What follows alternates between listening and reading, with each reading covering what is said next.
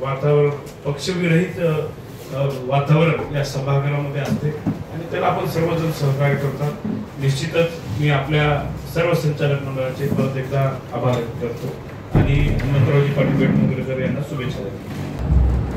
रिक्त झालेल्या जागेवर आज उपाध्यक्ष म्हणून निवड आपण सर्वांनी कुठलाही पक्षाचा गंध न लागू देता आपण सर्वांनी एकमुखानं एका विचारानं निवड म्हणून माझी सर्व संचालक मंडळाने जे निवड केली त्याबद्दल मी पहिल्या प्रथम सर्वांची अध्यक्षाचा आभार मानतो आणि विश्वास देऊ इच्छितो की या बँकेचं जे काही वैभव वाढत आहे त्या वैभवामध्ये भर पडावी यासाठी जे जे काही मला करता येईल ते निश्चितपणे तुमच्या सर्वांना विश्वासात घेऊ फायदा कसं होईल बँक अजून चांगल्या दृष्टीक्षेपात कसे येईल त्यासाठी म्हणून आपण सर्वांचं सहकार्य घेऊन निश्चितपणाने अतिशय आनंद वाटला की एवढे दिग्गज नेते असताना सुद्धा माझ्यासारख्या सामान्य कार्यकर्त्याला आपण उपाध्यक्ष म्हणून मला संधी दिला त्याबद्दल सर्व पक्षीय नेत्यांचे सर्वांचे तुमचे सर्वांचेच विशेषतः आभार मानतो।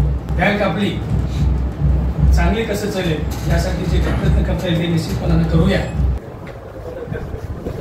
आज नांदेड जिल्हा मध्यवर्ती बँकेच्या उपाध्यक्ष पदाची निवड होती। त्यामध्ये सर्व संचालक मंडळांनी बँकेचे संचालक असलेले मान्य आमच्या नांदेड जिल्हा काँग्रेस कमिटीचे दक्षिणचे जिल्हाध्यक्ष हनुमंतरावजी पाटील बेटमोगरेकर यांची सर्वानुमते बिनविरोध निवडणूक या ठिकाणी केली। त्याबद्दल मी सर्व जिल्हा बँकेच्या सर्व सन्माननीय संचालक मंडळाचा आभार व्यक्त करतो। आणि मागच्या 5 वर्षापासून आपण बघितला तर नांदेड जिल्हा मध्यवर्ती बँकेचा जो प्रगतीचा अहवाल आहे ते वरचीवर चांगला अहवाल या ठिकाणी येत आहे।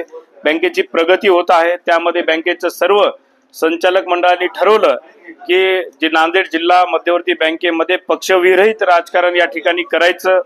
काल जी डायरेक्टरची निवडणूक झाली होती त्या ठिकाणी बँकेचे स्वर्गीय माजी उपाध्यक्ष हरिहररावजी भोसीकर यांच्या जागी त्यांच्या चिरंजीवची निवड सर्व आम्ही संचालक मंडळाने मिळून बिनविरोध पार पडली आणि आजही बँकेच्या उपाध्यक्ष पदाची निवडणूक सन्माननीय सर्व संचालक मंडळाने या ठिकाणी पार पडली आणि बँकेच्या उपाध्यक्षपदी माननीय हनुमंतरावजी बेटमुगरेकर यांना बिनविरोध पदी या ठिकाणी निवड केली।